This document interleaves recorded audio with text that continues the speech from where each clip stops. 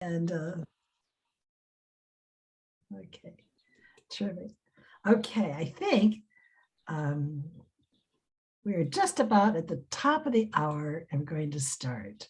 And I know people will continue to come into the room. And so we'll just begin. My name is Dr. Betty Tonsing, and I'm here tonight with my committee, Ray Montano, who is responsible for this evening's program, and our speaker, Diane Farrow, who has also been responsible for several of our programs, and Claire Collins, who's our map specialist. We haven't heard too much about maps this year, but she's having terrible computer problems, but she's probably going to try to join us later, particularly since we have a special event we're going to tell you about in just a moment. I want to say welcome to the final program of the 2022 Carl Gayweiler Great Decisions series. And we've had an outstanding list of programs this year and speakers. And it always feels a little sad to come to the end of the program year. It's a mad flurry of 1 week after the next. And it's very exciting. It's a lot of work. And then we go silent for quite a while. And it feels kind of funny to come upon a Tuesday evening and we're not with you. We look forward to coming back next year. And it will be probably again the 1st of February. And unless we have another virus that just zaps us in the nose, we are going to do our best to be live. But we're not going to go live unless we can really have this be in a hybrid, and the best possible hybrid that we can present, because we don't want to lose any of you. We feel that our audience has expanded and has grown because of the Zoom capabilities, and we don't want to lose that. And we know that this means something to you. I was telling our speaker this evening that the audience that comes is used to being engaged, is used to being active. They're a well-informed audience. They're well-educated, but education is part of being well-informed. Reading is everything about being well-informed. And I think the thing that makes our audiences very special is that you're curious. You are curious. And you bring your questions with you, and they're always excellent questions. And so I want to thank you for that. And therefore we're committed, because you're committed to being with us. There's Claire. Claire, you got to join us. Yay, that's good. And we want to do a hybrid where you can continue that engagement. When people were first going hybrid last summer, when we thought maybe we could break away from our isolation, the hybrid kind of meant someone could listen in by Zoom, but they couldn't participate. They couldn't participate in the engagement, in the conversation. And we want you to be able to participate. If you were with us a few weeks ago, we were at Purdue University, they had a great setup where the audience was able to be seen just as much as people who were live, and they got to ask the questions. We're not Purdue University, we don't have the resources, but we think now that the technology is, people have kind of made mistakes along the way and have stumbled and stopped, and so we've learned from each other's mistakes. So we have a whole year to work on that, and we intend to do that. Our questions this evening, you're all used to that. After our speaker speaks, will be Donald Cassell, and we're excited about that. Donald does a great job of asking questions. Donald, can you sort of raise your hand and show us you're here? There he is. Thank you for agreeing to do it this evening. He does a wonderful job of asking questions, and we look forward to that. Please make sure that you do not send your questions to everybody. We want the questions to be a surprise, because what happens is that people read it, just look for Donald Cassell's name, and that way they'll go directly to him. Yes. I want to say that, and I know that last week I had a bit of a problem because I was trying to send something to Ray, and Ray's name was not coming up. So I had to send the question to everybody. I'm not quite sure what was going on there. I know with Zoom technology, we all still seem to be, and it's not just us, it's the technology. And so we're still dealing with that. I want to say that we're going to do something a little different. For those of you who were with us last year, we tried a couple of nightcap sessions. And as we were preparing for this evening, we said, we forgot to do that this year. We thought, well, no time like the present. And so we're going to do that. For those of you who would like to stay on a bit afterward, I always feel like we sort of click that Zoom when we're live, we tend to linger in the room a bit and talk to the speaker. Now, the speaker may not be able to stay with us. She can try, but she's giving a speech tomorrow morning. and she's in London. So she's actually at midnight, so she may not be able to stay with us. But some of you have been with us now almost every week, and we'd like to hear from you in an informal way. We invite you to go to your logger and get whatever. It could be a cup of coffee, a glass of water, or a bourbon, and come back and let's talk about this program here. We'd like to hear from you and what you thought of the programs, what you thought of the speakers, what suggestions you might have for us, because we are very open to them and we like to improve. Before I have Ray introduce our speaker and we start our program, I'm going to make one more pitch for membership because it's extremely important. We're going to be here whether people are members or not. We're going to be here to the best of our ability, whether there's any money in the bank or not. We don't have a really large coffer by a stretch of the imagination, because we're a working board and we're very committed to what we do. We love what we do. And we know you're here with us almost every week or when you come in because you love the programs that are here. And so we're going to ask you to please consider membership. It is modest.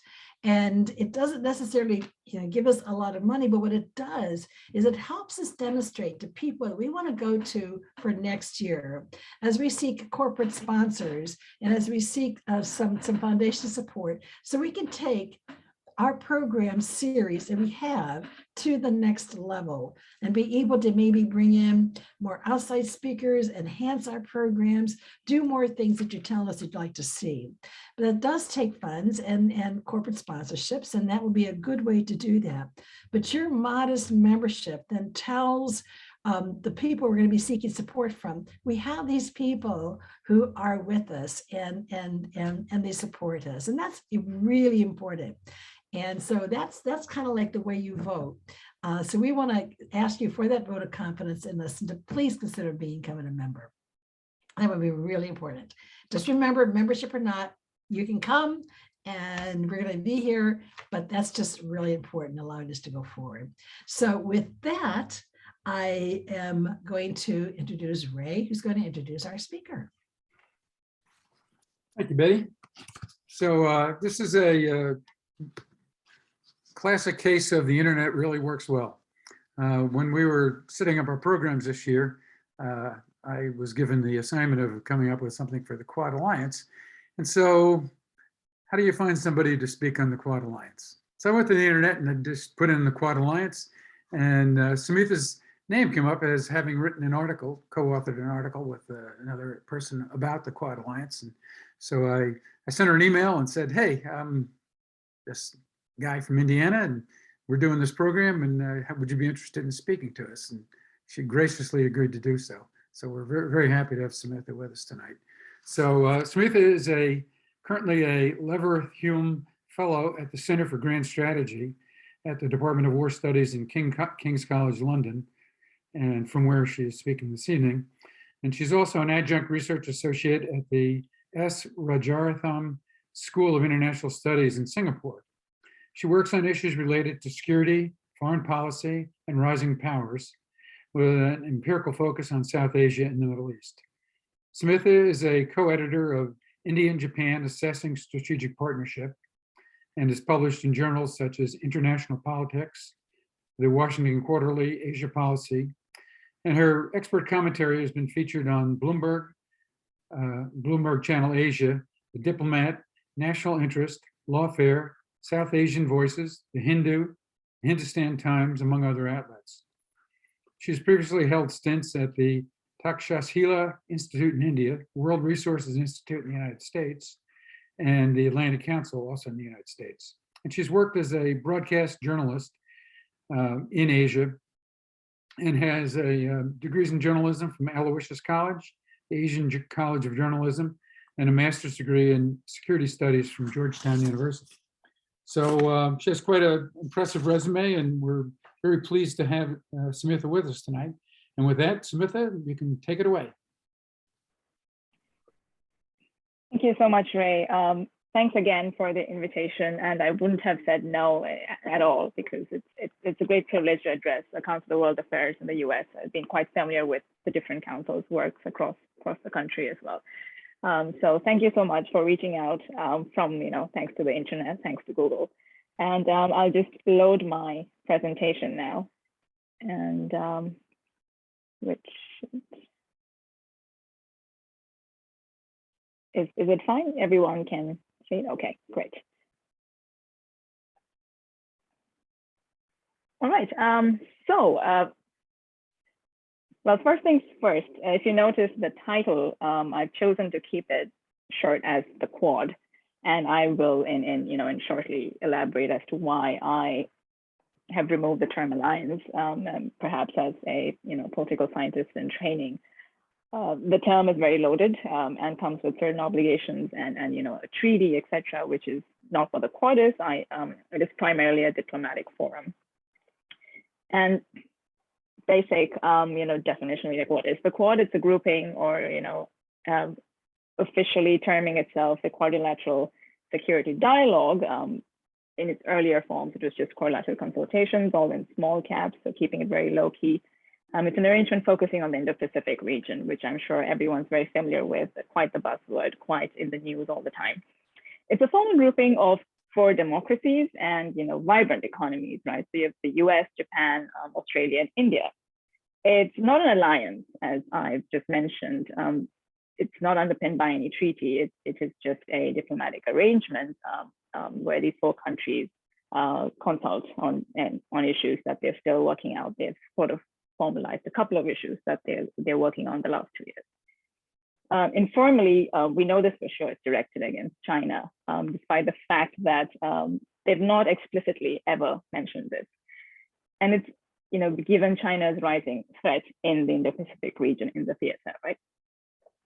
And before I go into the grouping, deep diving in, taking a deep dive into the group itself, I just thought it interesting to sort of look at this Indo-Pacific concept, because it remains sort of contested in one form, definitely on the geographic scope. And just looking here, thanks to the SWP German think tank, this great little chart here, which maps out where the 4 members see or how they interpret the geographical scope of the Indo-Pacific region itself. You can see for at least 3 of them, you do have it extending from the eastern shores of Africa, for India, even including the Middle East there a bit, and all the way to the Western Pacific Ocean.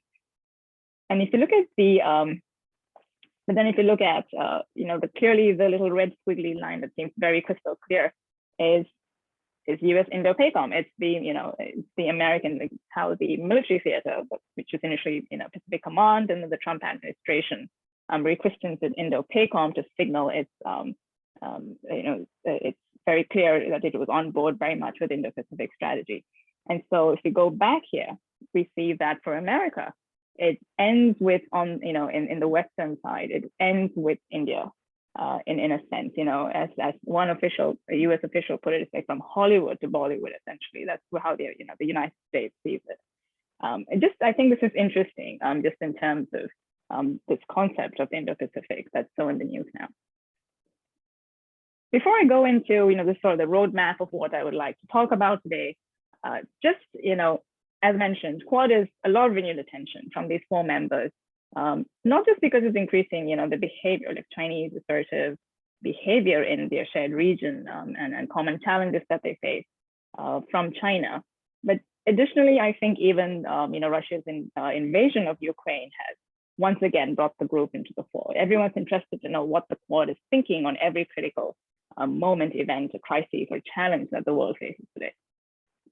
Another interesting thing I want to flag is half of the countries of this grouping are in Asia.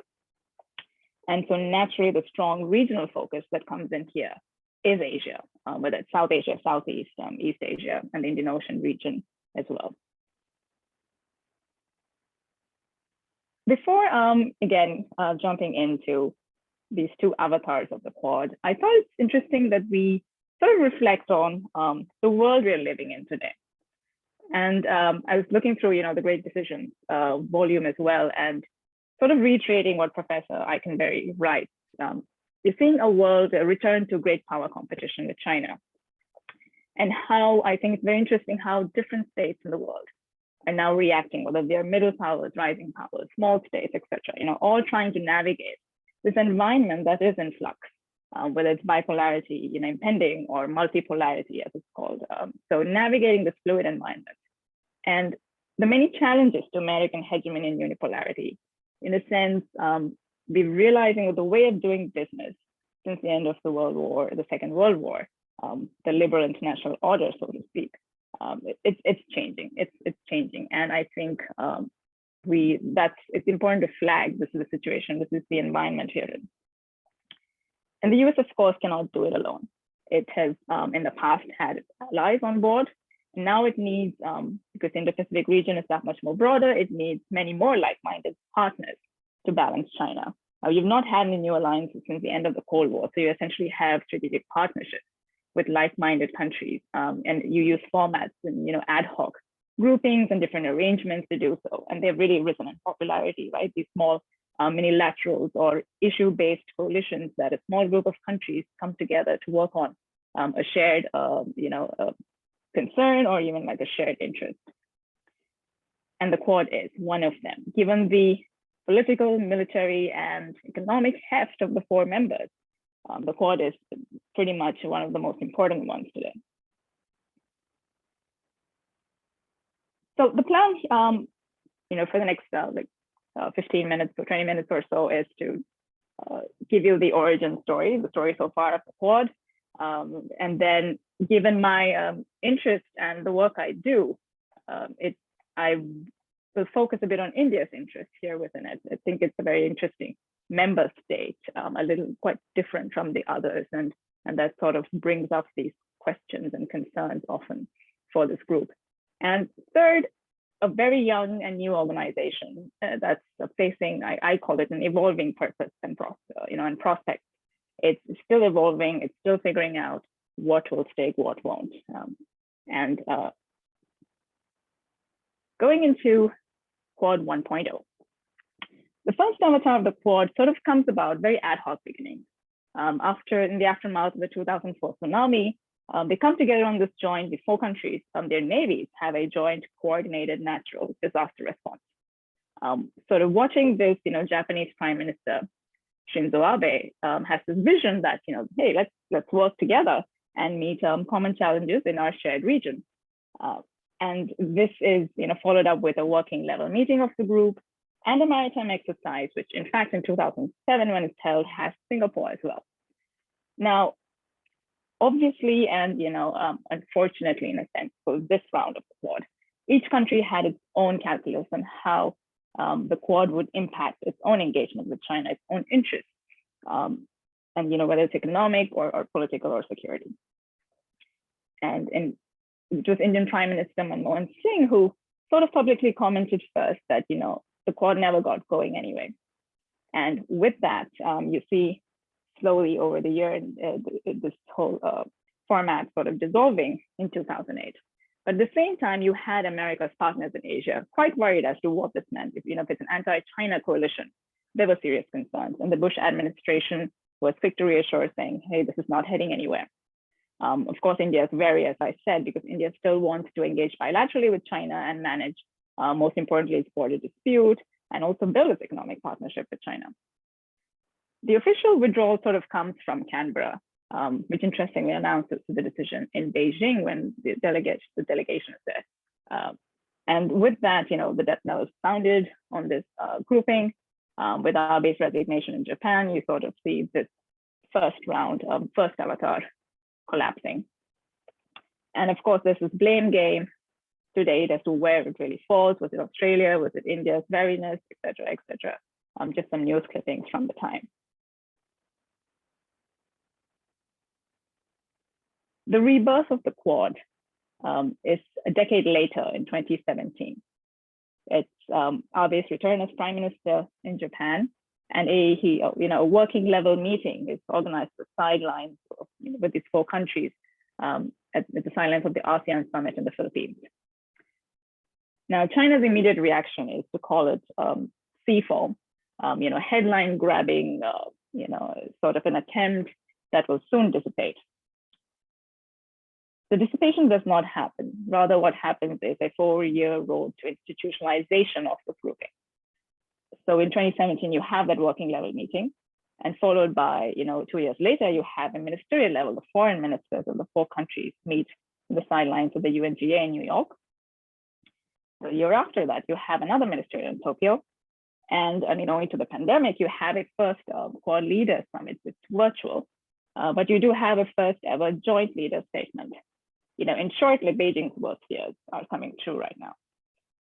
By September 2021, you have the first in-person meeting of the Leaders Summit as well. I mean, this is a shot from the virtual summit that's held. President Biden there and the 3 other country leaders in their respective virtual boxes. So what exactly, changed in those 10 years? What initiated this revival? Between 2008 and 2017, there were 2 things. First, cooperation among the 4 countries continued and actually strengthened quite considerably. I'll get to that in a bit. But second, each country's experience with China was shifting very significantly. By 2017, Australia had become embroiled in this high-profile spat with Beijing over China's interference in its internal affairs. The Trump administration comes in and finds itself, directly going for a trade war and, sparring with Beijing over trade tensions. You have China's conduct in the South China Sea being criticized, and of course, human rights abuses in Xinjiang, Chinese technology firms like Huawei, the Trump administration flags these espionage concerns. And so all of this is going on. China's behavior that each of these countries saw as being assertive or aggressive. And these behaviors were across, they could be territorial, they were maritime, whether in the Indian Ocean region in particular, in South China Sea, as I mentioned. It could be economic. And then, of course, with the pandemic and issues of transparency on that, you had global health as well as one of these problematic behaviors. So by 2017, you have all 4 under pressure from China, but at the same time, consulting together on what China was doing and finding ways to help retain a rules-based order, because they agreed on that. There was further, they had clarity as to how that now was a moment, clarifying moment that that you could have the Quad return. And this is because, as I mentioned, India is you have 3 US treaty allies, the US and 2 treaty allies. And then you have India, which is a partner country in a sense. So you sort of had to get this partner country in the mix, get its relationships across the other 3 cemented to a point where there was strategic trust to go ahead with this. And through bilaterals, whether it was between the allies or the strategic partnerships, and then through trilaterals, like strategic triangle sort of formats, these 4 countries by 2017 are quite comfortable talking about China, talking about security, economic affairs, and politics. And so the Quad's fate is now, things are looking very bright. So in March 2021, this joint statement, I just want to flag because it's the first one, it's called the Spirit of the Quad, and where it talks about how the group strives for a region that is free, open, inclusive, healthy, anchored by democratic values and unconstrained by coercion. One important term worth noting here, because you'll come across it a lot in materials related to this grouping, is FOIP, F-O-I-P, which is Free and Open Indo-Pacific. In broad terms, it's not just the maritime capabilities or security military interoperability that's being spoken of here. It's also, trade, market access, etc., across the region. As noted earlier, till date, these countries do not mention China explicitly, but they are seeking to ensure a favorable balance of power. They do want to deter Chinese negative behavior and maintain a rules-based order that they see arising China challenging through its actions. 4 ways in which the Quad thinks it can contribute, especially after the first pandemic year, are through these specific 4 working groups, which sort of expands into at least 6 more other issues that I'll go into it. The first is, of course, global health and the COVID-19 vaccines, development of that.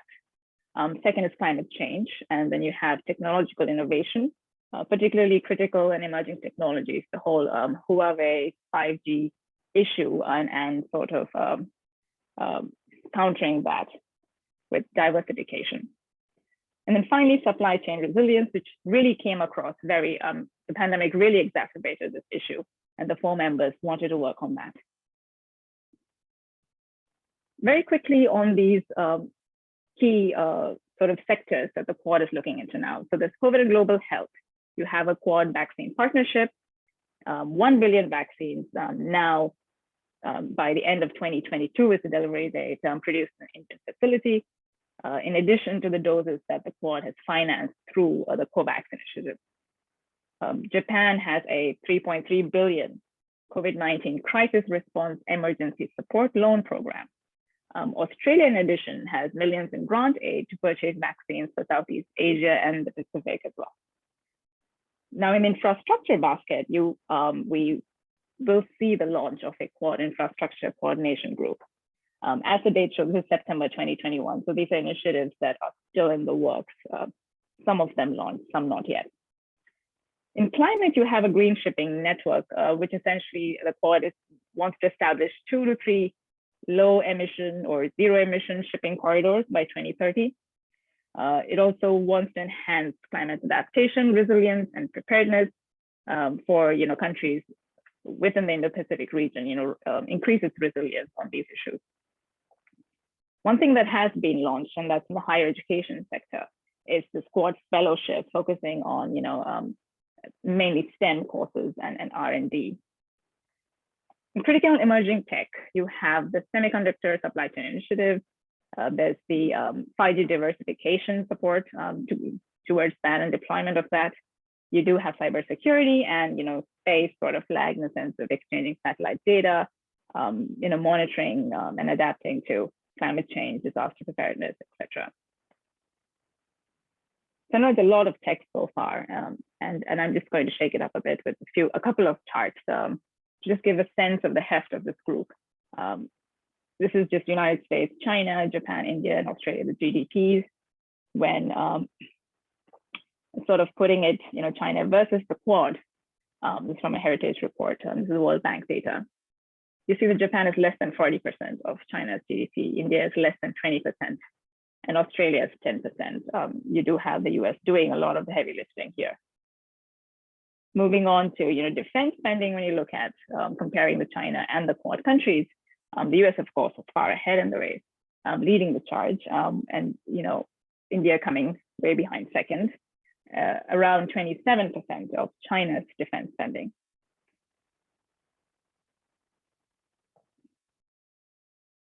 This is just a primitive attempt to take 3 or 4 important issues that these 4 members, that are specific interests of this, but also perhaps challenges that they face.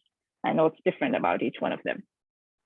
For the US, when you look at specific interests, they're very straightforward here, right? So China is challenging the status quo, freedom of navigation in the Indo-Pacific region, democratic values, human rights abuse, etc. The US also has no territorial dispute with China. I think this is very important and it has to be borne in mind. It also does have the greatest capacity amongst these members to absorb any Chinese retaliation. It has, as to meet the challenges in a larger Indo-Pacific region, it's building more like-minded partnerships and enhancing existing ones. Finally, with Biden follows suit with Trump, so he's not doing anything essentially very different, but the whole idea of the Quad goes well with the administration's general democracies, versus autocracies sort of rhetoric. When you look at Australia, you don't really have a territorial dispute here as well. It's certainly more distant from China's territory than Japan or India.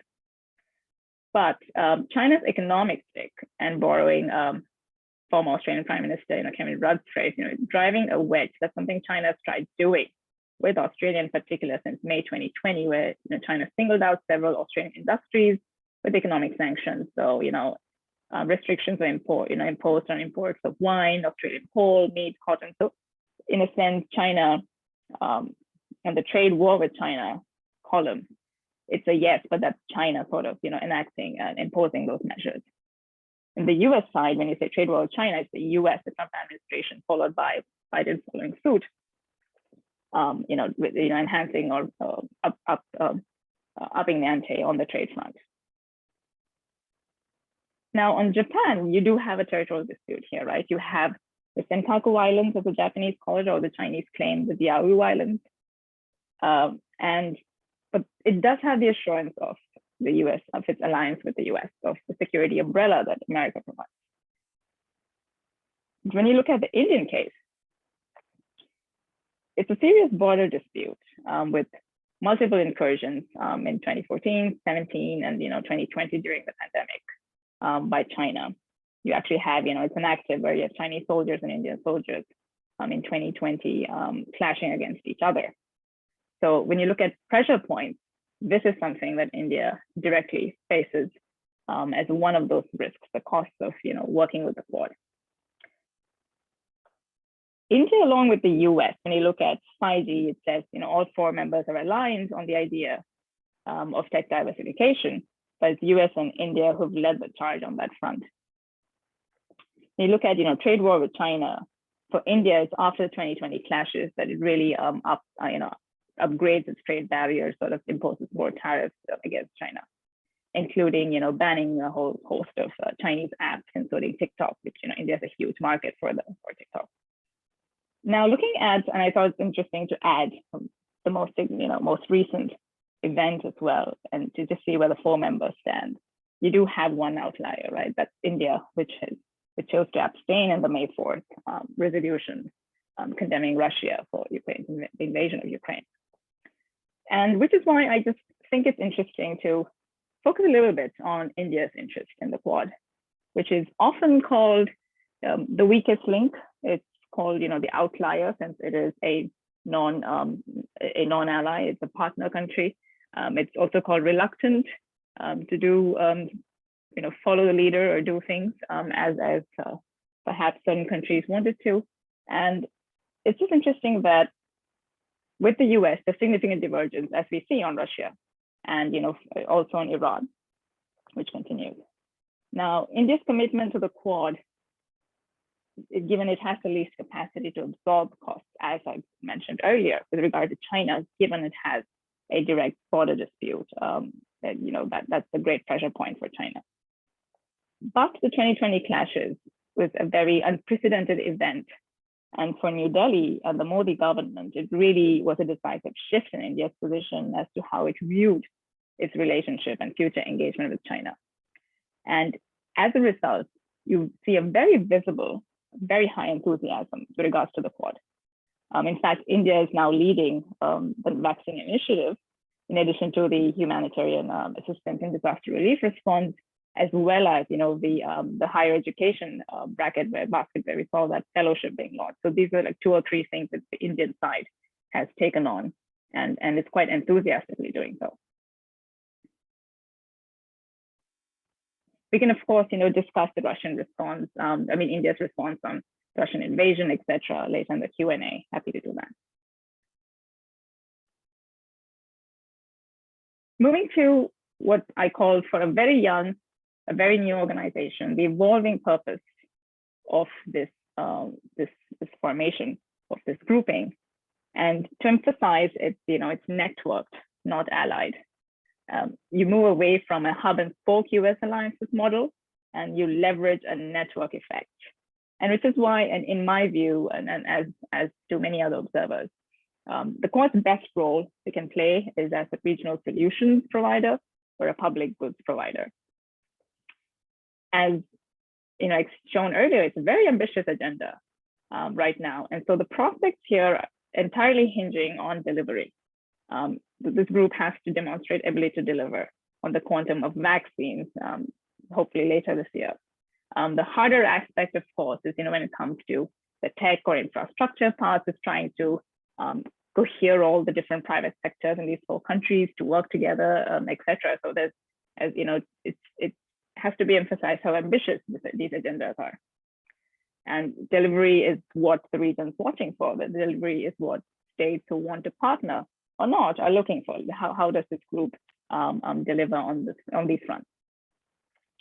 A second thing, and of course, making news in the first year of the pandemic was the Quad plus an early response to COVID, in fact, where you had the participation of New Zealand, South Korea, and Vietnam in a virtual setting with these 4 Quad members discussing COVID-related initiatives, etc.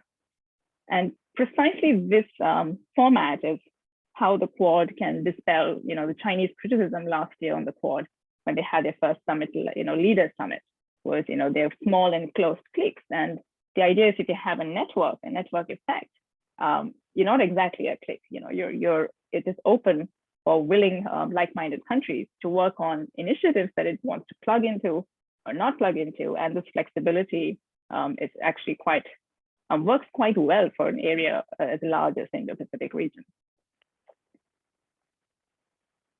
So you're talking, Quad, is it greater than the sum of its parts? For instance, is it just, it's a great repackaging with Japanese aid, infrastructure, some Australian aid, India's very diverse relationships in the region, and then of course, US security. So, all of these four members are bringing these different aspects together here. The third point to flag, and I think it's, what's often raised is this question of, is Quad the next Asian NATO? It's not an Asian NATO precisely because it's not an alliance. It's not a collective security formation. They're not bound to defend each other. There's no joint military planning. There is a joint military naval exercise, the Malabar exercise, which was originally trilateral with US, Japan, and India, and Australia is now formally a member as well. So you have that happening. But apart from that, there is no dedicated military staff. There is no, unlike NATO, there is no particular collective security measure that's happening here. And the general consensus is no, it's not an Asian NATO, and perhaps even never. But accelerating efforts at the same time, what's going on is accelerating efforts within the hub and spoke alliance model as well, right? Because as I said, perhaps that rigid model doesn't work anymore. And so this networking effect helps for the Quad. But at the same time, you have parallel initiatives, which are from the old school hub and spoke model that are emerging, like AUKUS in fall last year. It's a big item, like it's a big ticket item announcement, which made, a diplomatic splash in a sense, secretly negotiated between Biden, Morrison, and Johnson, which of course upset France because in the end of the day, Australia US agrees to share nuclear submarine propulsion technology with Australia, whereas Australia had already signed a contract with France in 2016 to get that going. So you do have a bit of a tussle there, a little bit of emotions going high when that happens amongst allies and friends.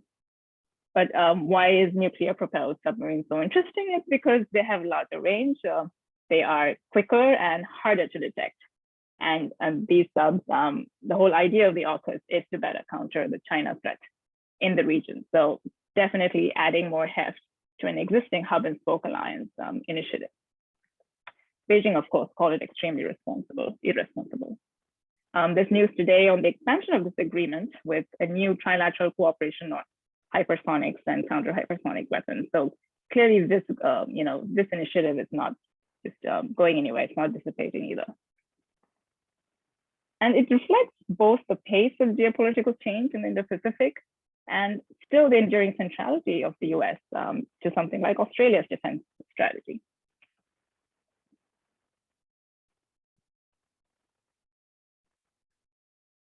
The bottom line is, and this is what I think we see and hear most of the time, the Quad is either doing too much or it's not doing enough. So given how the reality of the world we're living in, the world order, the international system that we're in, we cannot expect, there's no Soviet era bloc of countries to, sort of styled countries that will emerge to deter China or against China. But what the Quad does hope to do through its working groups initiative and, in the region, building that resilience is to have a deterrent effect on Chinese adventurism and efforts that its ongoing efforts to upset the status quo.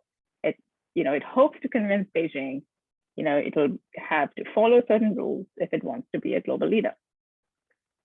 The building resilience of partner countries is extremely crucial to the Quad because this is how the Quad can shape a favorable balance of power in the region. The Quad Plus mechanism, for instance, you can have a friendly nations dropping in and or out according to which working group or issue they want to latch onto and then help with, or actually build their own capabilities to counter. And climate resilience or tech transparency are some important initiatives in that space, as I've highlighted before. So the idea is for the Quad to sort of ask the region, whether South Asia, Southeast Asia, or the Indian Ocean region countries, what can the Quad do for you? Of course, there's a flip side that these very countries would be dissuaded knowing that it is the Quad that's approaching them with these questions. But no harm in asking the question. So what can the Quad do for you, and provide that choice to Asian states, a positive economic vision, as one American official called it. Because the idea is, again, to build these larger coalitions of trust and building national resilience in each of these countries to very critical issues that these are states, including where we all are, face today. To wrapping up thoughts. First is, the effects of the pandemic is such that, states are strongly reflecting inward on their in-house national capabilities, like internal arsenal first, and building resilience. And how can they go about doing that, becoming more self-sufficient? And the Quad, rightly so, thinks it has a role to play there to assist these different states. The second, and it's a new young grouping, and I cannot emphasize this enough, which faces challenges, from the get-go, in a sense. It's not, it's tackling China. But additionally, for instance, Russia's invasion of Ukraine, the Quad Zone Asian members are concerned that the US or even, EU partners who also believe in the Indo-Pacific agenda in some form and have been quite active, are all quite distracted and sort of turning back to look towards Europe again and getting re-engaged in Europe. And it is important to see how this perception is managed, how these expectations are or concerns are assuaged. And I'll stop there, and I look forward to the questions, comments, thoughts on the Quad.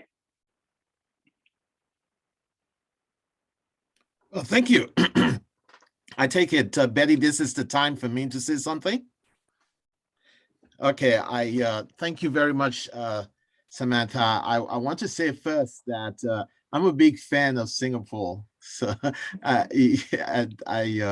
like the previous leader, LKY, Lee Kuan Yew, and the way he developed that state in such a short space of time. And his sagacity and all of that, and the great discipline that the state has as a whole. The question that I had, and I need to look at some of the questions he has sent to me by others, but let me see if I can ask you some questions first before we go to some of the questions that others have sent. I was just wondering, there's a theorist at Chicago University, John Mersheimer, I think, who always, I think his greatest advantage is that always trying to go into the mind of the opposition, the other side, and understand what they're saying. And what I'm curious about is how is China appreciating this? Because in common parlance, if I was China, I would see these four guys ganging up against me. So how is China responding to that? Thank you for a great question, Donald. And in a sense, I was trying to also in a presentation complement the chapter, because Kevin Rudd sort of really focuses on drawing out China's anxieties. And it sort of ends in sort of there's this new arms race that's going to explode, or in the Indo-Pacific region, which isn't necessarily the case in exactly those terms. If nothing else, the whole Russia dynamic, Russia's behavior, how it's not doing so great out in the field, trying to do a whole-scale invasion, is, I think China's learning lessons from that as well, right? As to how do I not let this happen, because it's aggressions, whether in the South China Sea, whether the Indian that's continental territory, land territory, right, etc. the idea, or whether it comes to Taiwan, for instance, which is debated a lot and a huge concern for the US. I think China is also watching and understanding that it cannot exactly respond this way either, that perhaps even it itself is not prepared to do any long haul sort of an assault, especially in regards to territory. I think that's something the Russian case is clearly flagging for it. Of course, as I think the presentation sort of had these little bits on the responses. They're always very interesting. Little phrases that China uses, whether it's enclosed, small cliques, headline grabbing outfit initially when the Quad in 2017 sort of gathers. It's just attention seeking, and it almost feels like, and especially when you look at maybe the Indian view and how China in 2020 during the pandemic, when it's going through a negative PR sort of situation as well, decides to do these border incursions, quite violent border incursions in India. So in a sense, if you're sitting in New Delhi, you're not able to understand why these actions, you're sort of multiplying the negativity instead of pacing yourself out, or just taking a long view on what you're doing. And I think these are a couple of sort of signals as to what's going on with China right now. And I think the Russian case is definitely something that China is watching and learning from. Okay, I'm just thinking, China is supposed to be known as one of those countries that in fact take very long views. So they don't think like we do in the West in terms of quarters and whatnot, or even 10 years. China is looking far to centuries and whatnot. So I guess I'm just curious that you would say that it has a sort of a short view. Are you suspecting that at least the current leadership in China is not sufficiently understanding the West, that they don't know the West well enough? I think it's not just the West. I think even in its own neighborhood, Asian states are also wondering, when you look at Chinese behavior, as to, and in a sense, I mean, President Xi has consolidated his power, and his presidency, lifelong in a sense, and that has resulted certainly, and with the pandemic, a lot more centralization of power in-house, and control with the whole zero COVID, etc. But externally, trying to manage these negative events with like vaccine diplomacy, etc. It's reached a point where I think even Asian states or European or the US or Latin American or African countries, it's quite apparent that China has gotten a couple of things wrong, and perhaps not yet reflecting. Maybe it has figured out, okay, we're getting a couple of things wrong, because the reaction has really been very negative overall, especially the last 2 years, because it has, in the Indian case, it soured a relationship that it really didn't have to at the time, and it really did that. So it's a bit, I don't want to like call it and say, okay, they got it wrong in a sense, but clearly there are things that the leadership can reflect on, because even the Quad coming together and then China's own behavior sort of brings these 4 countries closer and closer together. And these are, countries which weren't really doing a lot, initially. The first avatar didn't work out precisely because of that. They still had to figure each other out, figure out what China was about. And then the behaviors in the Indo-Pacific region that the Chinese, that Beijing propagated, sort of did bring them together. So it was a self-fulfilling prophecy in a sense, right? It did, Beijing's own worst fears sort of realized. Well, with all of that, and I agree, I think China has made some very significant missteps, but with all of that, India is still reluctant. Why? I mean, they're not as committed as Japan and Australia. There's still a distrust in becoming so closely connected with the United States and its interests in the world. You have to go back to the history of Indian strategic thinking, and how its relationship with the United States, and then, then the Soviet Union when it was around, and who was the better friend at moments when India needed a friend. And it was the Soviet Union. So from 1971, you have a treaty of friendship that India has with the Soviet Union. It does stay non-aligned on many issues, but when it comes to security, strategic partnership, so that it sort of relied on, it was the Soviet Union. Just given how the U.S. had relationships with Pakistan, and where those relationships went, with CETO, CENTO, the different military alliances that the U.S. built, during the Cold War, early phase. And so for India, India doesn't do alliances. So that's the bottom line. India does not do alliances. So you say the word ally, alliance, it spooks New Delhi, and it's not interested. And I think the U.S. knows this because it's taken 20 years. I mean, even the India-U.S. partnership, the strategic partnership, from the discussions, the initial U.S. nuclear deal discussions, 2004 to 6, you're only reaching a 20-year mark. So it's still a young relationship. And if you just isolate and look at this bilateral, it clearly shows these angst and sort of tensions that emerge just because the U.S. and the West, there's a certain way it has done business with states. And increasingly you will see, and even with the Asian or African countries and how they all react, they don't want to be led. They can be global leadership, but you're not always following the leader or like one leader. That's not where any of these states are anymore. So a bit of the anti-colonial legacy, a bit of just don't want someone else telling anyone.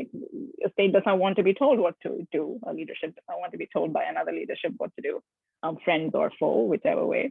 And especially in the U.S. relationship, it's a lot of disagreement. But what they've sort of managed and gotten pretty good at is doing this behind closed doors, realizing we have different expectations. How do we figure this? How do we develop habits of cooperation, as they say, so that we have a better understanding on what we can work together on?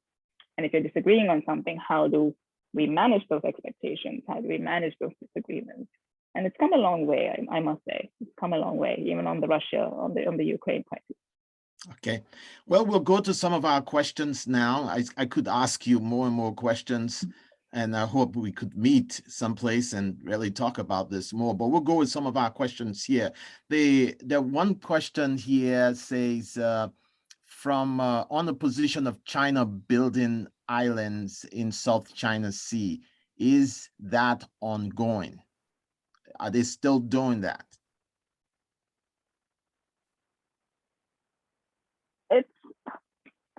I'm not aware of any further recent structures coming up of late. This is something it did quite a bit, I think in 2014, 17, 18. But I'm not sure if it's just because even the world and the news cycle is distracted with other bigger events right now. But not that I'm aware of, and it's not really something I follow extremely closely either. So perhaps I have missed something. But as far as I'm aware, nothing new in a sense on territories, on other territories that China is building infrastructure. These dual sort of seismic structures on. There's a bit around the Indian Ocean region and the different island states where China is financing or leveraging certain logistical / dual use purpose facilities, but I think that's what I'm aware of at this moment. All right. Well, we come back to your area here, the Quad, and the person put this in quotes, alliance. I think we want to be careful with that, especially what you have said. It's more the Quad networking group. Perhaps it may be better. Anyway, they are wondering whether that has created conflicts with other agreements, such as I think the TTP or the ASEAN group. And the ASEAN group in particular, what I have is that I'm wondering, what does Singapore, I know it's a small nation, but it's a very sagacious nation. And I wonder what Singapore thinks about the Quad Alliance or the Quad Network. I wish I could. So in the joint statement, a screenshot of which I had pasted, the second paragraph in which you'll see in every further, consecutive joint statement, it emphasizes ASEAN's centrality and ASEAN's role and relevance in when it comes to the Quad in the Indo-Pacific region. Precisely because when the Quad announced it was, getting the band back together in 2017, the ASEAN states were surprised because they are, bang in the middle of the Indo-Pacific region. Some of them close partners of the United States, of India, of all the 4 members, and it really didn't fit very well that you have this clearly an anti-China sort of grouping coming together and just announcing, hey, we are here, without consulting their own friends in the region. And so since henceforth, you'll see all of these statements, all of these leaders always emphasizing ASEAN centrality to, reassure the grouping in ASEAN that, we do have your concerns, we have your interests in mind. When it comes to Singapore, it's been interesting in the sense, we look at, we really don't hear so much about it, but the BRI, the Belt and Road Initiative, that China rolled out this huge effort in 2015, 16, where it really comes in the news. Each of these Southeast Asian states had to sort of determine where they stood on it. Of course, they all want to engage China, but if you're also an American friend, you need to also take that into consideration. And Singapore is economically self-sufficient, right? In a sense, the pandemic was able to do 2 years of just closing off in a sense almost. And that gives it a very different outlook, a very different footing in this entire debate, because it still has some self-sufficiency and very resilience when it comes to pressures that even China can sort of put. But just the volume of trade that goes through Singapore, exports, of course, rely a whole lot on Chinese, goods and services.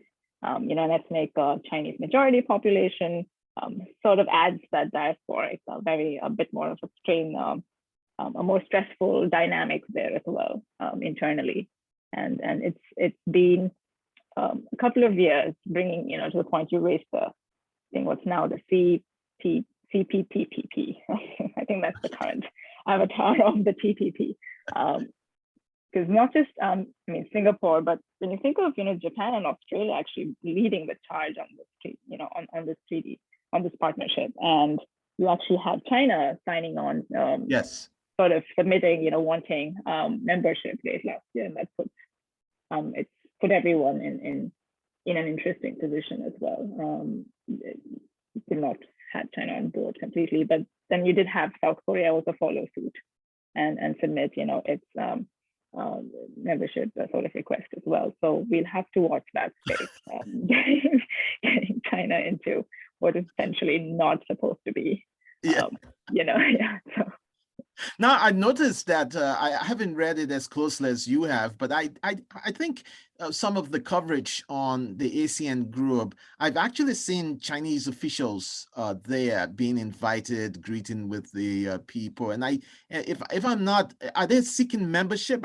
But they seem to be, I think they attend almost every meeting that ASEAN has. Yeah, so you can be dialogue partners or observers. And so with China, it's interesting because you're countries within the group that represent Chinese interests, whether Laos or Cambodia, for instance, yes, always they do and continue to play spoiler in the sense of the code of conduct that the ASEAN countries could not agree on when it came to South China Sea. So of course that's running on for a couple of years now, and it's because China is blocking. It doesn't have to be there in the room, but it is blocking any consensus on that matter.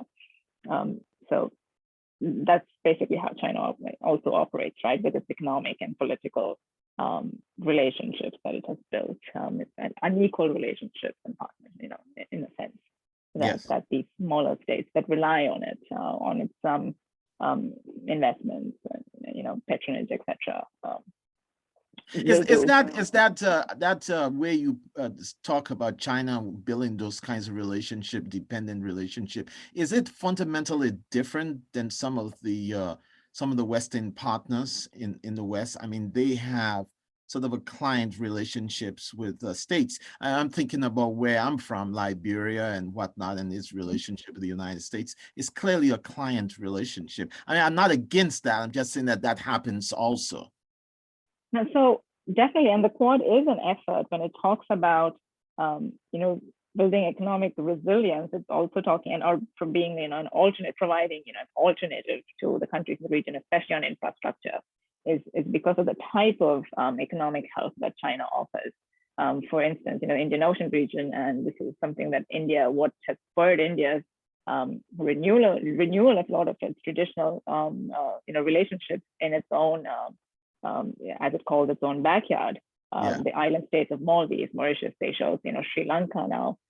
In a sense, you can see them, many of them at the brink or facing very serious questions because of these, what India says it offers is responsible, debt financing practices. I mean, that's what the region needs more of, because China is sort of doing the opposite, where many of the smaller states are unable or take on, these loans, or Chinese help them with these loans, and it's not really going out as planned. Okay. And this is a crisis India is facing in its neighborhood with these states. There's another question here concerning, thank you, Samantha, for that answer. There's another question here concerning India. I think the questionnaire said India has vast coal reserves. I have read recently about their deployment of solar panels.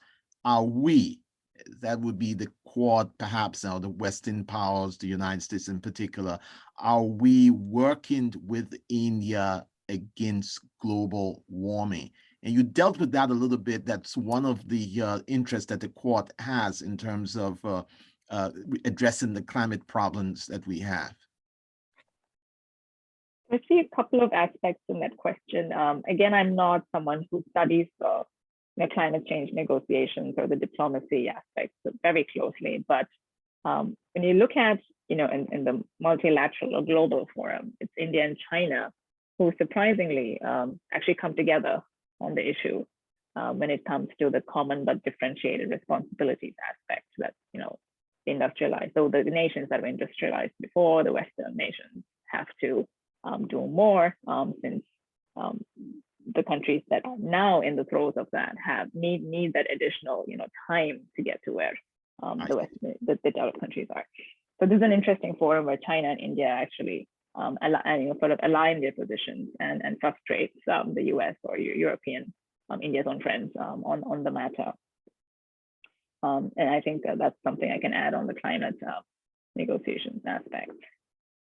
Okay. The other thing, maybe just to go ahead. Is to flag there's the International Solar Alliance that India has championed, which most of these countries, and many countries, including European and American partners, are on board with. So that's another space to watch out for, because the Indian government has had clear-cut visions or documents as to where it wants to see its renewable or solar energy programs headed, and then so they've sort of been a part of this and like a founding, like an origin member in a sense of the Solar Alliance, and the Modi government's quite passionate about that. Is that one area, because I notice all of this is all sort of strategic talk and what the Quad's doing and how China might react to that. Is there any concern about cooperation? In many times U.S. officials talk about areas that they can cooperate with China. Is this one of those areas that the Quad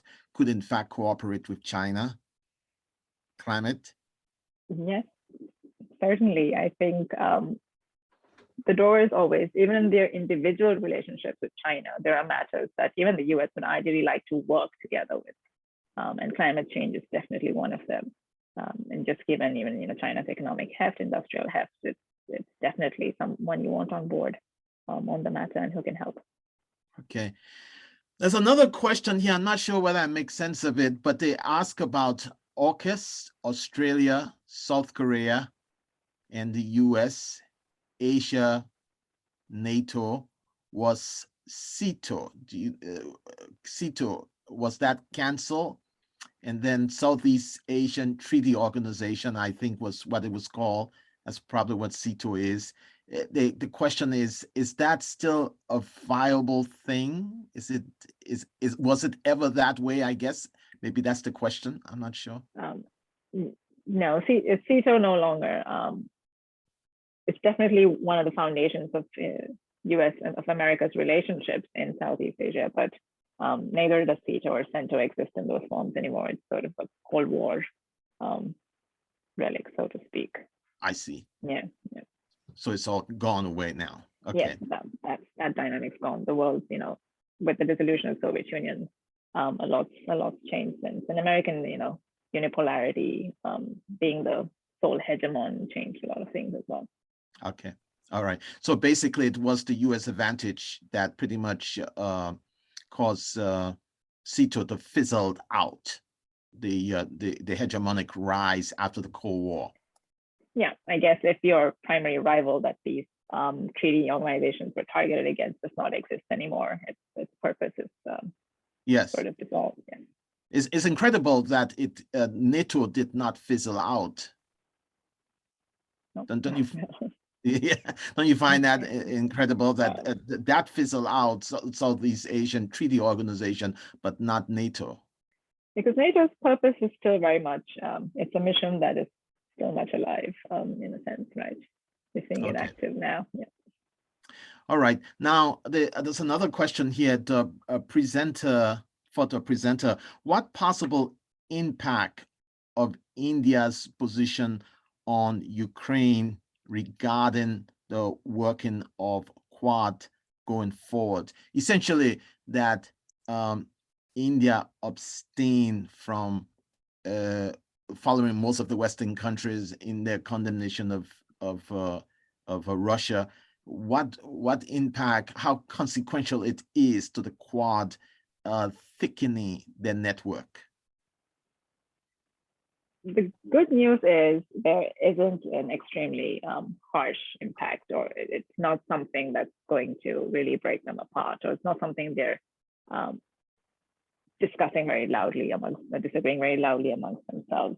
In a sense, because you've had a couple of years now to understand each other's positions, and the Russian factor to the US is not entirely surprising. It's of course, the Biden administration has signaled, the Assistant Secretary for South and Central Asia, who essentially in the State Department is the person, Donald Lu, handling the Indian portfolio as well, has voiced his a bit more sharply certain concerns. But India and US are having their 2+2. The foreign ministers and defense ministers are going to meet this very soon and talk about everything else that they work together on. So it's these moments of disagreement do come, and yes, this is a severe, a more significant, it's also a significant moment of disagreement that's come up. But I think the American response is, how do we help you, our friend, our partner nation, wean off this dependence? If it's, Russian military equipment, defense, the legacy of Russian arms and things that you have, how do we wean you off of that? And, whether it's, oil, on the oil issue, honestly, I mean, India is importing 1% or less than that from Russia. So, you do have America's European partners actually importing a lot more, and not so much in the news. So sometimes, what India does seems to have made a bigger splash than any side would have really wanted to see in the news. Just if you followed how the Indian reaction's been covered in DC or in the US media itself. So. I'm thinking about that, though. That's a pretty, especially with how the West is so emotionally in such an uproar about Russia's invasion. For India to do that, I can understand its delicacy in dealing with China. It shares a border with China. You don't want to make too many arguments, and especially for people who don't share borders with China and will not feel the brunt of Chinese attack, you really want to be careful. But with Russia, it's a little ways away. It's not, you sort of wonder, what is the strategic interest there? think the one thing we have to remember is if India fights a war with China or Pakistan, it has to use Russian equipment to do it right now. So maintenance of that equipment, keeping the life of your, of everything running. There is, not to dismiss the fact that New Delhi, the Modi government, it is a significant concern, not just the heavy reliance on Russian equipment, but also the fact looking at how long drawn out this invasion, Russian invasion could be, that, the supply, just the long-term supply issue. There's going to be, the military industrial complex in Russia is definitely taken a hit.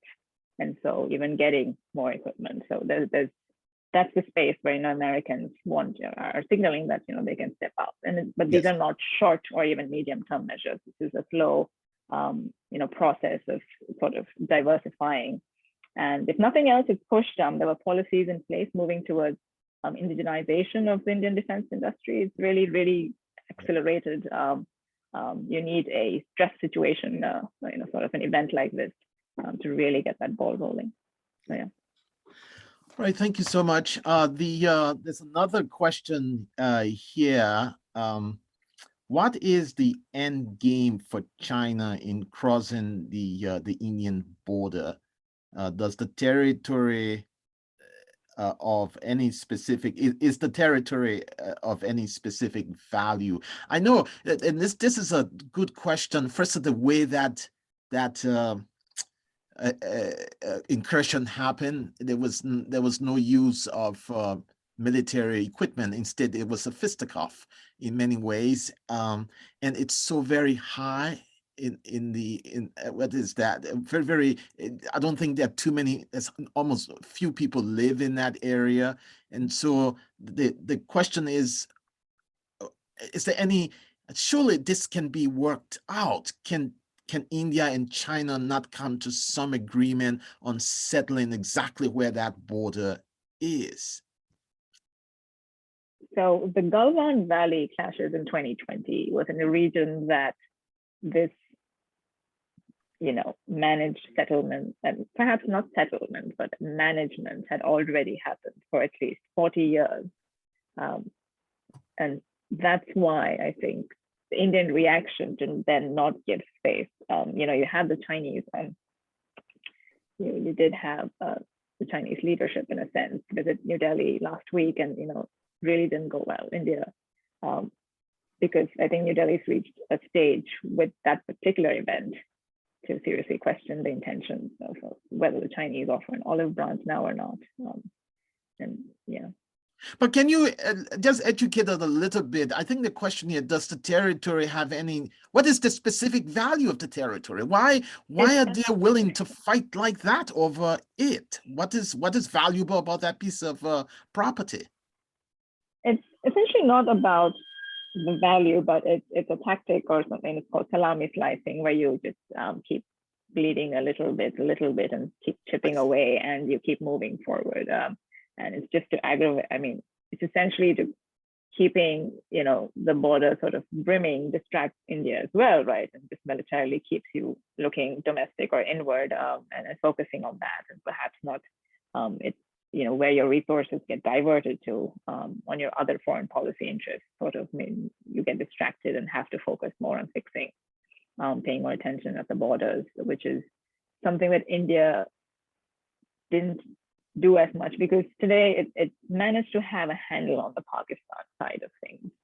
In fact, something that the Modi government managed to do is putting the Pakistan problem within the China challenge basket. So it's China's relationship with Pakistan and what China does. That's now the real problem for New Delhi, not what Pakistan is up to, and in its borders.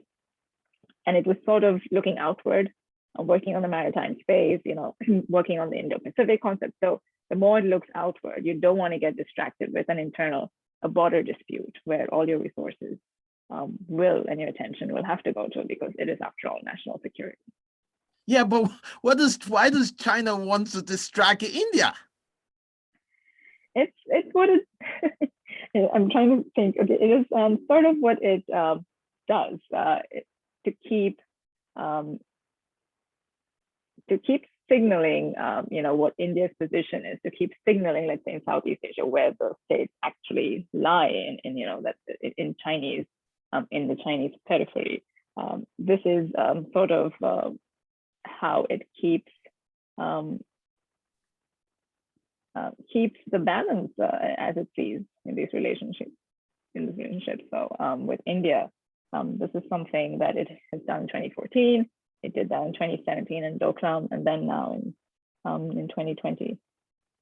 Okay, I'm still not clear about that, but anyway, maybe we can go on to the next question. This next question is really quite pleasant, and the person wanted to know when you study at Georgetown, were you a student of Madeleine Albright, and if you were, any reflections on her work? I unfortunately wasn't her student at Georgetown, but I did in my final year at Georgetown intern at her firm, the Albright Stonebridge Group. And I did manage, because we were a group of interns for that semester, but I did manage to at least we did have one interaction with her, wherein she did share quite in her own very frank and blunt and very interesting ways as to how during the high stakes diplomacy moments and events that happened, whether it was President Clinton and dealing with Bashar al-Assad, or talking or she herself dealing with the then Indian Prime Minister Vajpayee, etc., on the nuclear crisis. And so it was pretty interesting and a very learning experience as someone who really opened doors, I think, for women in the field of both diplomacy and security and strategy. And I definitely her brooch, her different brooches and what they signaled, etc., was something we kept an eye on.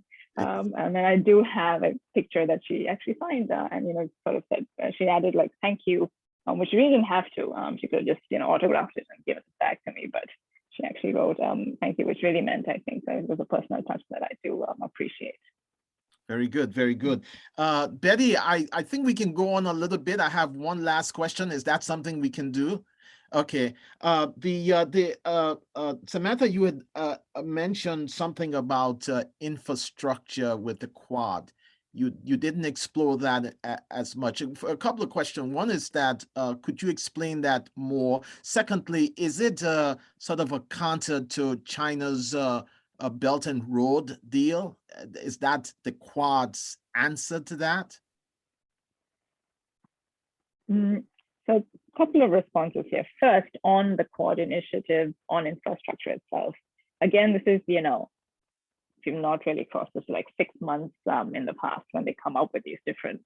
So the text basically says, the launch of, so it's an impending launch of most of these initiatives that I listed. Because they're just so brand new. And when you have 4 different countries working on it, it takes that much more time for their bureaucracies to align and get things going.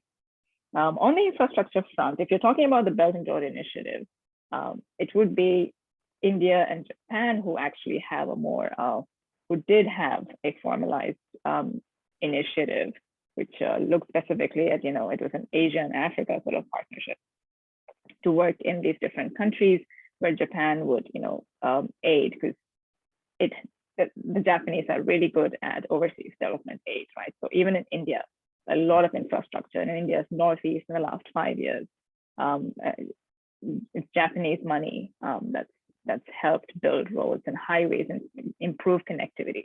Yes. So connectivity has been a major something that's brought India and Japan together to work on things. Separately, I mean, you have the U.S. with their Build Back, Better sort of initiative, yes. But it's, I think, still trying to figure out how or where these different initiatives can meet. The India-Japan efforts, unfortunately, have not really, especially, they had a plan in Colombo to help with the port, didn't really pan out given domestic politics and what the Sri Lankan presidency went with in the end. But it's, there have been fits and starts for these different measures. So we're yet to see how they'll come together with something, more concrete in response. But the idea, I think, at every level is to provide that alternative for these, especially smaller, more vulnerable states, so that it's not China, but perhaps one of these Quad member countries that it can work with. Okay, I think Betty, it's about 8:19. Do you want me to go on, or how do you want me to handle this? I can't hear you, Betty. Betty, you need to turn. You need to. It's just, I know. Yeah. You know, you would think after 2 years, 2.5 years, we'd have this figured out, right? Donald, I think if there's some good questions, absolutely. People have asked good questions. I've sent a note of encouragement too. If someone has a question they would personally like to ask of the speaker. I know that people like that. Speakers like that kind of engagement. And don't forget, we like to have a nightcap too, for those who might be interested. So how many questions do you have, Donald? Well, there is one more here. I think they said here that the person said the U.S. Has sadly become dependent on China for trade.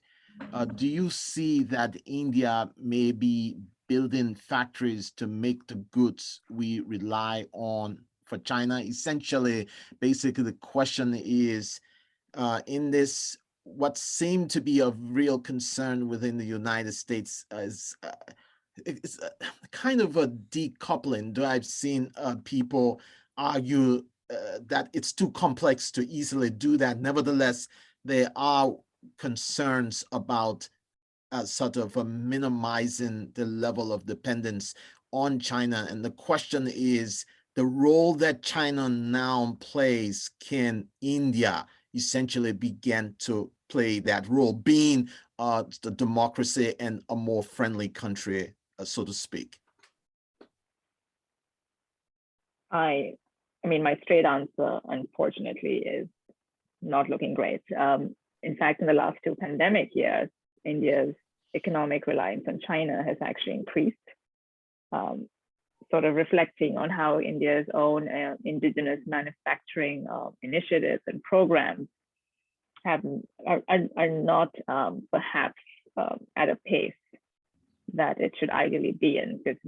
This government did have a Make in India initiative, which the US has very much been a part of, so especially in defense in certain areas. So there have been engagements, but India is not the replacement powerhouse for China. It cannot directly become that piece in the supply chain, replacing what China provides.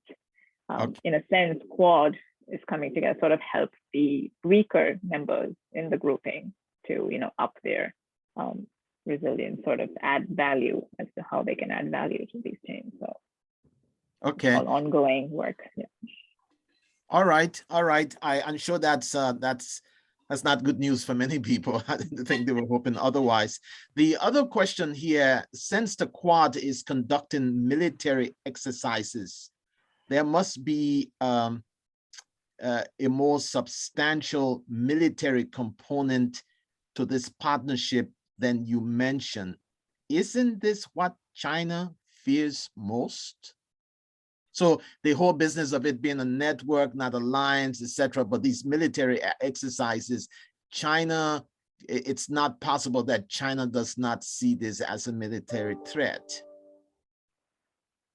A joint military exercise, if you ask, defense analysts, in a sense, is not viewed as a very, when you look at threat perception, it's more of a symbolic or a signaling play rather than an actual event of of very sheer military significance in a sense. So building interoperability between the 4 navies, for instance, that's what Malabar operation, the Malabar exercise is about, will not be essentially seen that way, because China has its own, Russia, Iran, and China conduct their trilateral exercise in the Arabian Sea and Indian Ocean region as well. So that's their way of signaling we have this counter sort of naval exercise going on every year as well. So at this point, that component wouldn't be worrying China as much. Okay, now these are still some very good questions here, and then after this, I will stop and let people ask questions who want to ask questions directly. Well, we'll do that. We'll do that as a nightcap. Oh, okay. So you ask All the right. questions, and I think Okay. We'll stay for a Okay. nightcap of that. Okay, Samantha, there was a question here. They say, has the group that is the Quad weigh in on the status of Taiwan? I mean, are they saying anything about it? Publicly, no. Privately, I think at this point, perhaps discussing the 6-7 groupings, the groups, the working groups, and the initiatives they have going on, perhaps taking precedence, and of course their reaction to and responses, continuing evolving responses to the Ukraine crisis would be. Though discussing Taiwan, understanding where the different members, I mean, Japan, Australia, and the US more on the same page, but perhaps trying to understand what India can do, what it's willing to do, not able to do, perhaps, sort of sussing out some of these aspects. This would be a good time to do that and recommend it, I guess. But that's something, it's not something that would be, India is, since 2020, in fact, though it has been engaging Taiwan, I think with China's aggressions, it's taken a bit more of a serious note on how it wants to go about building that relationship. Yes. So it's at an interesting inflection point as well. It's also, at least we had the China's consulate come over, and the Chinese policy in Africa, etc. They do not brook a sort of they don't tolerate opposition concerning their position on Taiwan. They're not willing to discuss that in any meaningful way, and it's been like that now for decades. The other question here is that with Australia and India and Japan, are they also a part of China's Belt and Road Initiative? I cannot imagine Japan would be there, but I'm thinking about India. Might India be a part of that China's Belt and Road Initiative? So if there's one country from the start that has not been a part, it's actually India, because one of the key pieces of China's Belt and Road Initiative in South Asia is this China-Pakistan Economic Corridor, which goes through territory called Gilgit and Baltistan, which is sensitive to India, and so from the start, the position has been that it is not going to engage with the BRI. Whereas I'm pretty sure every other country, including Japan, at some point may have seen what could be some economic or benefits or what, at least listening to the initial statements or the initial plan that the Chinese had to offer. I'm sure most countries have at least done that. India from the start has not been in at all. And why is India keeping out again? I don't think I caught that. Why are they? Because so it goes through a territory that India claims as its own. It's contested territory, and so I see. Yeah, so the China-Pakistan Economic Corridor. Yes. Okay. All right. I think this is it for me. And anybody want to ask questions here that I may not have covered sufficiently here, you can go ahead now. I think you can open your mic and ask Samantha directly any question. She's got, remember, it's 12:30 or so. I know, and she has to give a lecture tomorrow morning, right? I think it's 1:30. Yeah, it's 1:30, but I'm happy to. So just a couple of questions, please. I think maybe one or two will be sufficient. I think we are at 8:28 now. Well, but we're also for her at 1:30. Yes. But we can stay on for a nightcap. I welcome you to do that. But she would like to go to bed so she get tomorrow morning. Yes. And, not oversee her, but who would like to ask a question before she leaves? So this has been a very, very interesting program. If I could, and I see Ray there because he did ask me earlier on before the session began about Southeast Asian countries and reactions on the Ukraine crisis and the China angle, etc. And it was just interesting because I was quickly reading up on the issues or the positions, for instance, that Vietnam has taken, very similar. Like India, many of these countries are reliant on Russia for military equipment, and Russia is one of their largest sources of weaponry as well. Similar issues like fertilizer, steel, these are all the concerns, cooking oil, like for India, who knew? I mean, Ukraine and Russia combined presented almost 70, 80% of the cooking oil that went to India, that India was importing. So these are all very similar questions and concerns that these countries are also facing in Southeast Asia. One thing so far in the past that sort of didn't happen is when we need to see when Washington talks about sanctions and the CAATSA sanctions, where do they get a waiver or not? Does Vietnam, given it has a closer partnership with the US now, I mean, does it not? Does India, where does India lie? Like these are sort of the evolving pieces that we will see in the coming days. Okay. Anybody, any other comments? She answered a question that I was trying to read another one that was very long, but she just answered a question that was apparently asked early on. Anybody have any other question they want to ask her before she has to go to bed? I really do want her to go to bed, but I do have one question. Okay, go ahead, Ray. Yeah, Samoa just recently signed an agreement with China. Was that a result of the Quad or as a counter to it? Sorry, which country? Samoa. Samoa. Oh, I have actually not seen that development. I haven't. It was an agreement to allow ships to. It's Solomon Islands, right? I think it's the Solomon Islands. Okay, so it's the Solomon Islands, not Samoa. Yeah, they're kicking the Australians out. Okay, right. I don't want to speculate on something I've not actually really read up on as much, but there is, at the end of the day, I think whether for me, studying like India and China and the Indian Ocean, when you see a couple of different regional, extra-regional players bidding for attention and investment, etc., or even like as this is like a basing facility or even a port or connectivity project. There's a lot of domestic politics. These different states that come up with the decisions. There's a lot.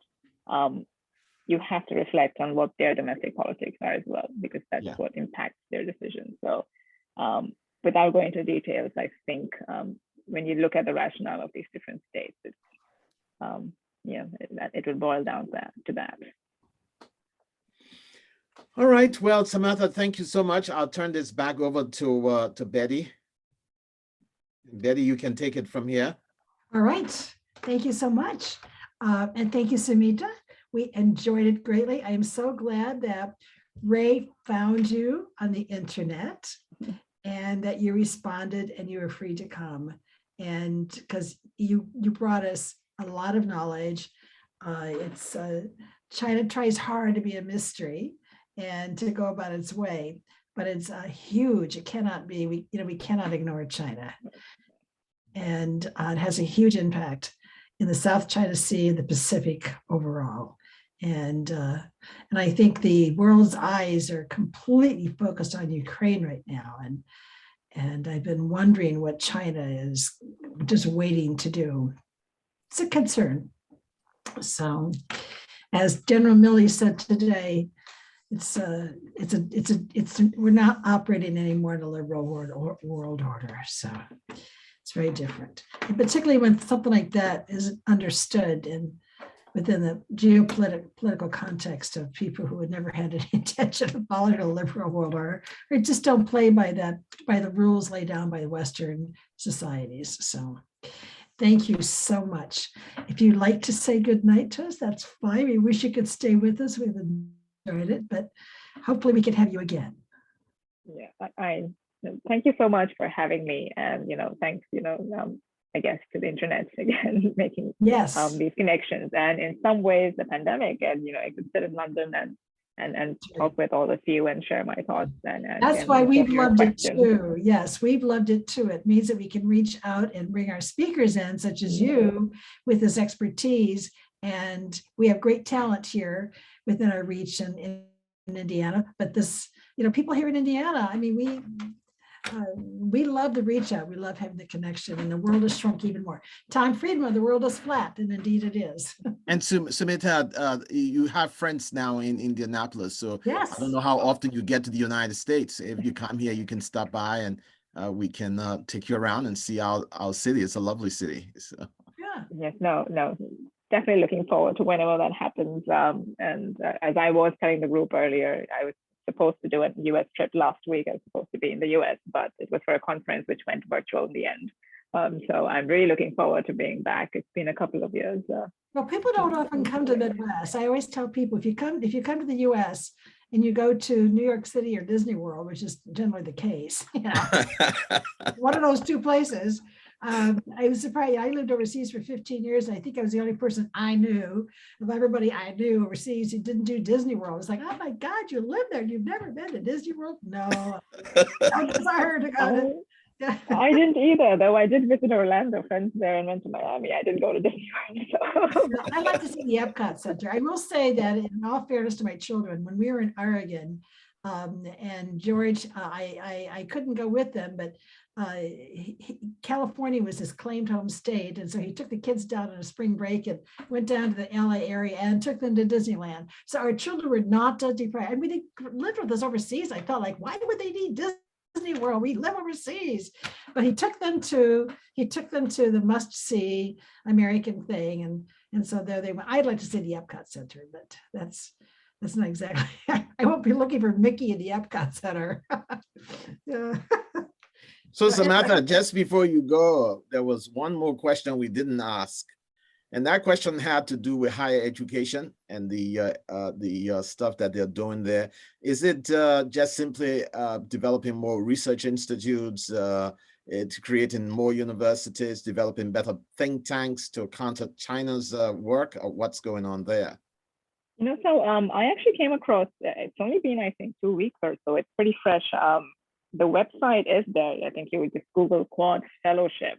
It's up and running, and it's, if I understand correctly, it's basically to link existing. You know, of course, you don't need to create new things. There are a lot of gaps to fill between research institutions in these 4 countries. Okay. Of course, right now it's STEM related and focused, and that's what it is.